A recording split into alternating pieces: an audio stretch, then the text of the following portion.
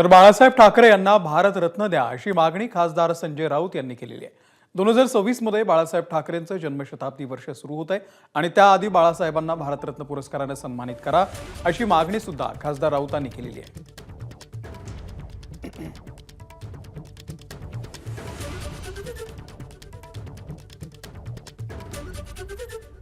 ही शिवसेनेची मागणी आहे समजा की हिंदू हृदय सम्राट बाळासाहेब ठाकरे यांना भारतरत्न मिळालाच पाहिजे। मोदी शहा आल्यापासून राजकीय स्वार्थासाठी नियम डावलून जे त्या पदाला योग्य नाही, ज्या किताबाला अशाने भारतरत्न आपण दिलेला आहे। बाळासाहेब ठाकरेंची जन्मशताब्दी वर्ष आता 2026ला सुरू होत आहे, त्याआधी त्यांना भारतरत्न देणं गरजेचं आहे।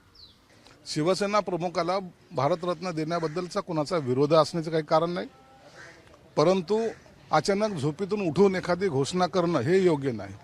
सरकारमध्ये असताना आपण या सगळ्या गोष्टी करू शकलो असतो, फॉलोअप घेऊ शकलो असतो, पण तरी त्यांनी केलेल्या मागणीला आमचा कोणताही विरोध नाही, दिला तरी आम्हाला आनंदच आहे। एबीपी माझा, उघडा डोळे बघा नीट।